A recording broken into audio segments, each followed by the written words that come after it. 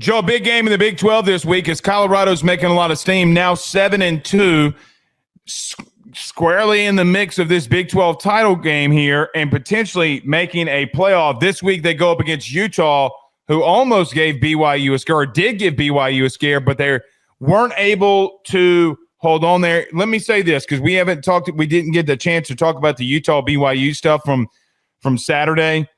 Joe, I do think they got hosed. I got to throw it out there. I do think Utah got hosed there. That should not be a holding call there at the end. Mm-hmm. I love that their AD came out and said, listen, man, like, what are we doing? But in reference to Colorado, this is a different type of team. This is a different type of athlete that you're going up against this week. Joe, when you look at Utah and Colorado, how you see this game going? Yeah, you mentioned the big part here. It's the athleticism. I don't think Utah has been tested this way with a team that's 4 deep at receiver that we know that they can produce, to Travis Hunter, to Wester, to Shepard, to Horn. There's so many different options that they've been able to turn to and produce success. In Utah right now, their defense is not playing to the expectation that we once thought that they were going to be at. They're on the field a lot because Isaac Wilson has been very inconsistent. Actually, he's been consistently mediocre, 55% completion percentage, only 1,200 yards passing, 8 touchdowns, 8 interceptions on the year. He has not, and he's a young player.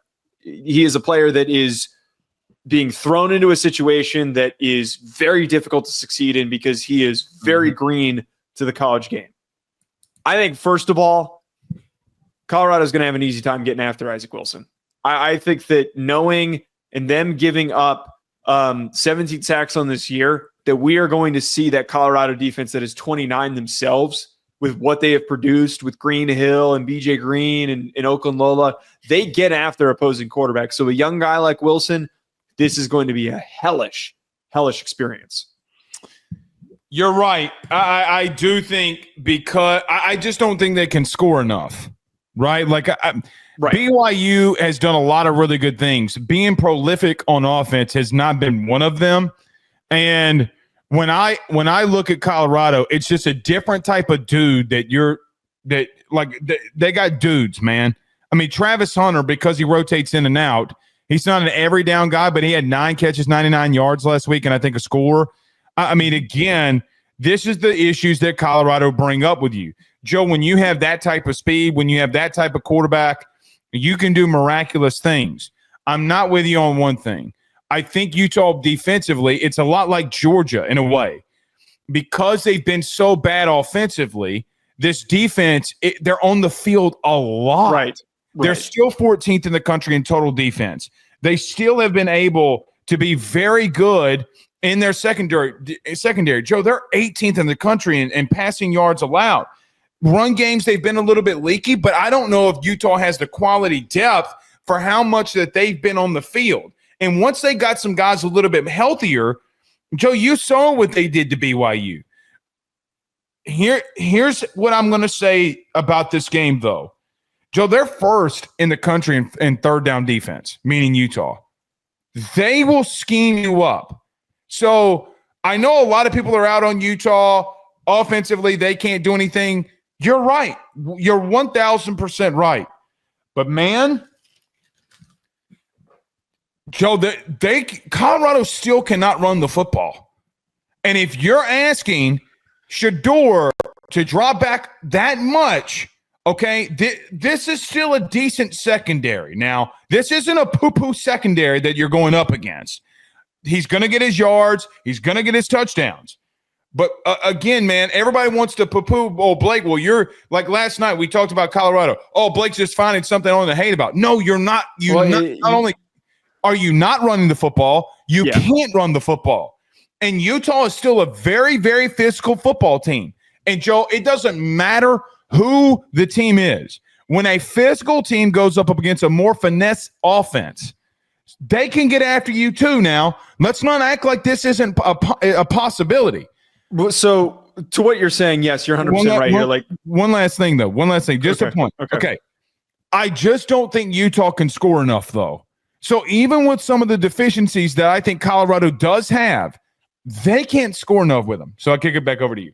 Right. One, Utah has the bones of what was a competitive team, so they're still going to put up a fight. They put up a fight against BYU. That was one of their biggest rivals, so there's certainly going to be a little bit more of a visceral intent to try and stay close with them. They were also at home, so that was a big advantage for them. So what you're saying, yeah, they can keep this game competitive, more competitive than people realize. Utah is not as good or is better than their record indicates.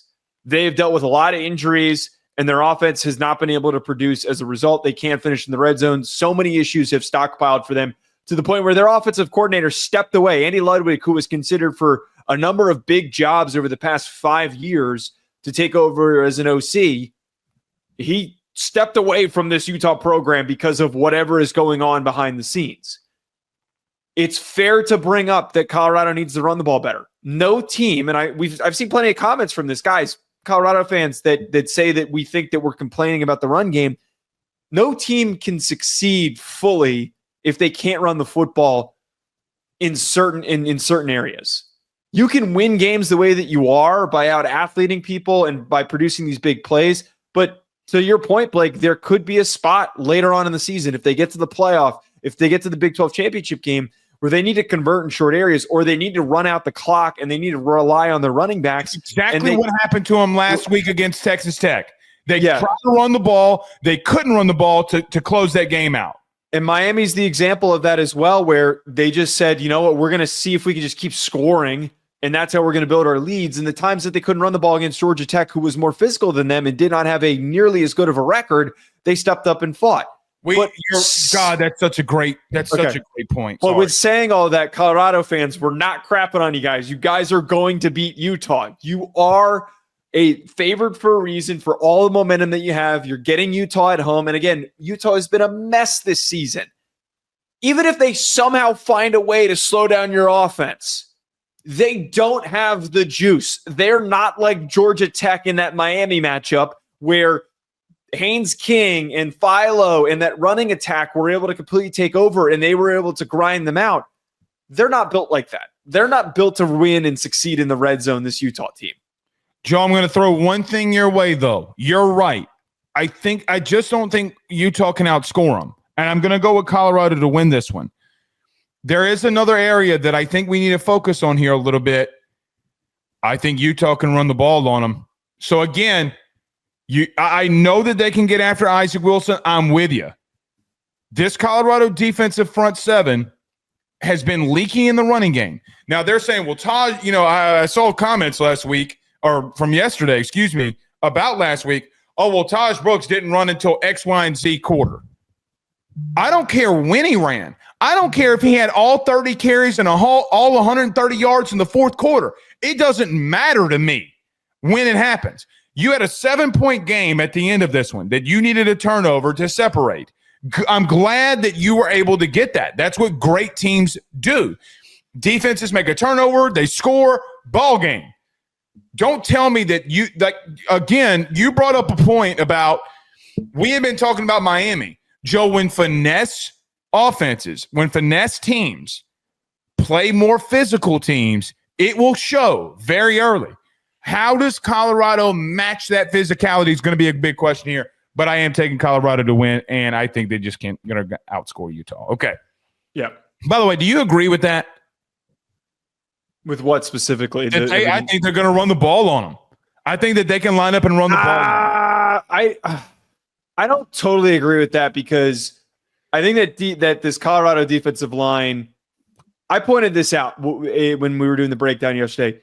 Taj Brooks started to produce in the third and fourth quarter because Colorado was using a lot of light boxes. Like there were a lot of 4-man boxes because I think they were expecting them to try and throw the ball to get back into the game and to retake the lead. And that's not what happened. They relied on Taj Brooks.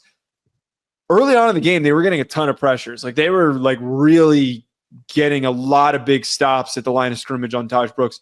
Bernard's been great, and I'm a big fan of Bernard from Utah, but he's slowed down, and he is not like he's only got 3 touchdowns on the year after he had a really hot start. I think if the Brandon Rose kid came in last week though and went off, and then Keithy got a carry for a touchdown. They're finding innovative ways to run the football now. If Utah wants to keep this game in a position for them to pull out an upset, they will need to run the football. but I don't know if I've got faith in them to get the job done against this Colorado defensive line that's getting better every single week. They are getting better. Look, Warren has been someone that's been on my personal show. I love what he's doing. Again, Utah last week had an interception. Joe, they had a touchdown by running the football. They 6 plays, 64 yards against a BYU team that's not bad defensively now. BetOnline remains your top spot for all of your live betting action and contests. NFL, college football, UFC, NHL are all in full swing. BetOnline is your number one source for wagering news, odds, trends, and predictions with both desktop and mobile access at any time. Head to BetOnline today and use promo code BELIEVE, that's BLEAV, for 50% off your first deposit. That is a 50% welcome bonus. BetOnline, where the game starts.